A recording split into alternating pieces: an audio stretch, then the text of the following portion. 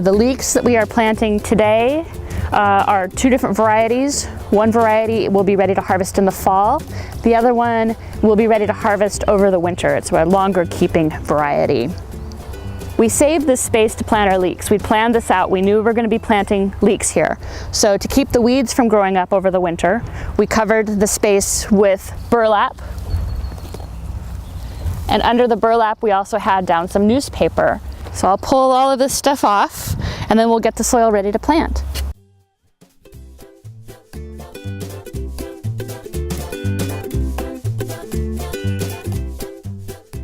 Some basic organic transplant fertilizer. The packages all tell you how much to use. So I've determined that we need about 4 cups for this area.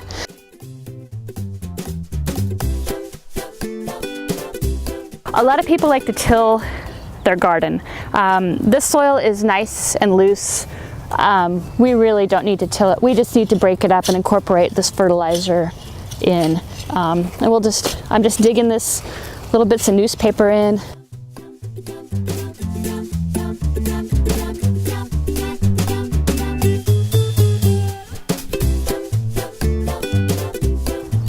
The shallots and garlic that we have planted on this end of the bed are not going to want very much water once it gets close to harvesting time, which will be towards the end of July, depending on the weather.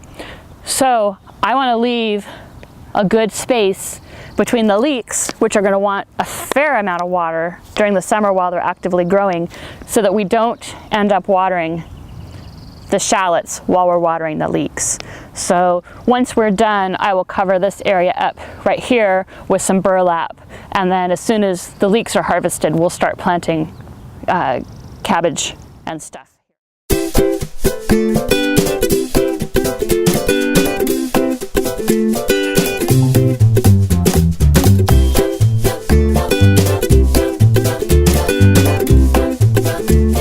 So these leeks here are Bandit.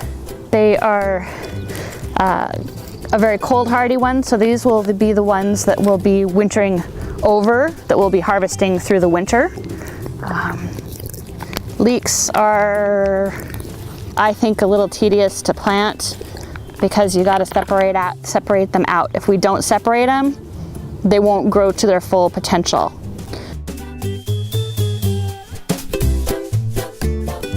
You can get your rows a little closer together if you set them up that the leaves of the leeks are going to grow out like this, so you can kind of see how they're growing. And I've never done this before, but this year I'm going to try orienting the plant so that the leaves would grow out that way, so you'll still have a little bit of space in between here. So we'll see how this works. So we'll experiment. I mean, you can plant them really fairly deeply. Leeks have a nice big, you want to get a nice big white part. That's really the best edible part of it. And the deeper you plant them, the larger the white area is going to be.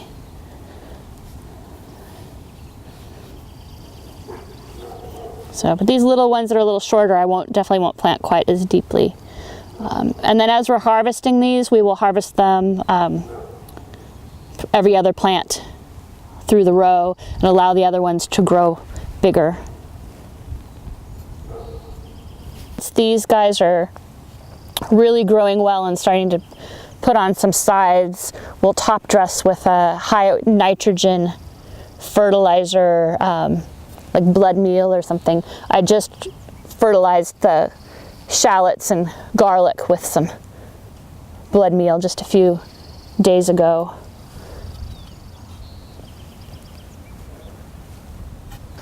I'll come over about another 10 or 12 inches, make my next row.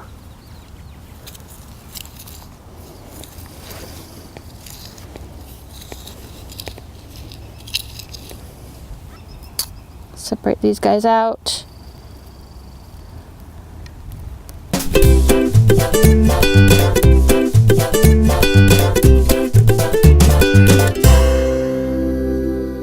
That's a great thing about gardening in a community garden situation, is that you can learn from fellow gardeners. I also learn a lot when I'm researching stuff. When a new gardener has a question that I don't know the answer to, I learn a lot when I research it. These little organically grown LEEKS starts, I think, were just $3 for the 6-pack, and gosh, we're getting 3 good rows of LEEKS out of that. One great thing about growing your own food is you can grow stuff that your family enjoys that is either unavailable at the grocery store or is really expensive at the grocery store. We have lots of families with kids here this year, like more than last year. I'm gonna get that last pot. Okay. And she's a biker.